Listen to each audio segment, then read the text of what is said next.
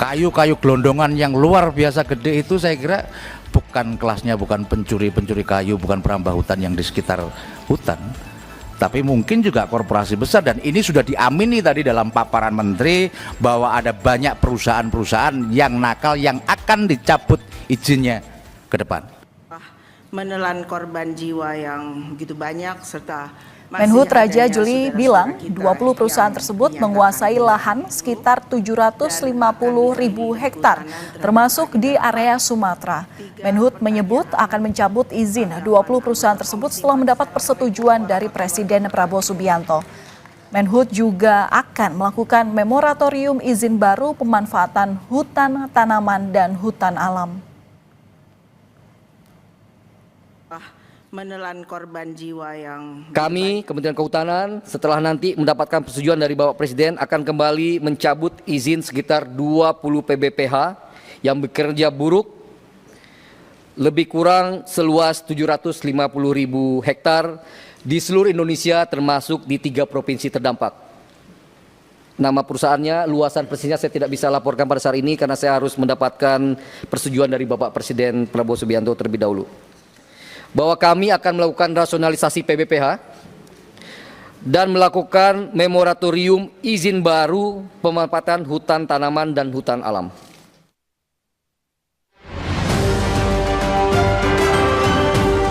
Kayu-kayu gelondongan yang luar biasa gede itu saya kira bukan kelasnya, bukan pencuri kayu, bukan perambah hutan yang di sekitar hutan. Kayu gelondongan berukuran besar yang menumpuk jadi pemandangan memprihatinkan pasca banjir dan longsor di Aceh, Sumatera Utara, dan Sumatera Barat. Salah satunya terlihat di Desa Anggoli Tapanuli Tengah dan di Pantai Parkit, Kelurahan Air Tawar, Kota Padang. Kemunculan kayu-kayu gelondongan diduga akibat pembalakan hutan besar-besaran. Merespons hal itu, Menteri Kehutanan Raja Juli Antoni dalam rapat dengar pendapat bersama Komisi 4 DPR bilang Kementerian Kehutanan bersama Polri akan menginvestigasi kayu gelondongan yang menumpuk terseret banjir. Kementerian Kehutanan berkomitmen untuk melakukan investigasi secara tuntas material kayu yang terbawa arus banjir. Dan tentu kemarin Pak Menko Pratikno beserta Pak Mensesnek dan Mensekap juga sudah menginstruksikan agar Satgas PKH bergerak. Jadi nanti MOU kami dengan Kepolisian Republik Indonesia ini akan diintegrasikan dengan PKH sekali lagi untuk segera mungkin membuktikan atau menemukan asal-usul kayu tersebut. Anggota Komisi 4 DPR fraksi PDI Perjuangan, Soni Dana Paramita, mendorong Kementerian Kehutanan untuk menindak tegas pelaku perusakan hutan karena Soni menilai hal ini sebagai kejahatan luar biasa. Kayu-kayu gelondongan yang luar biasa gede itu saya kira bukan kelasnya, bukan pencuri kayu, bukan perambah hutan yang di sekitar hutan, tapi mungkin juga korporasi besar. Dan ini sudah diamini tadi dalam paparan menteri bahwa ada banyak perusahaan-perusahaan yang nakal yang akan dicabut izinnya ke depan. Dan saya berharap terhadap pelaku-pelaku pelanggaran yang sudah terbukti itu bisa ditindak tegas.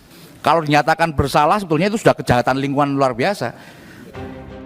Sementara itu, Kapolri Jenderal Listio Sigit berjanji akan membentuk tim gabungan bersama Kementerian Kehutanan untuk mengusut temuan kayu gelondongan yang terbawa saat banjir dan longsor di Sumatera. Sesuai dengan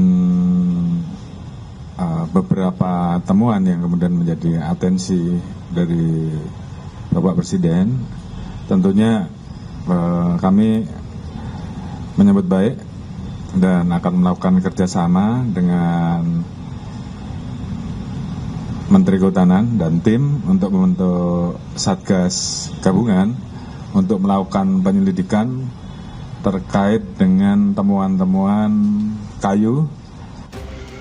Menteri Lingkungan Hidup Hanif Faisal memastikan penegakan hukum akan ditempuh pemerintah terhadap perusahaan yang memperparah bencana.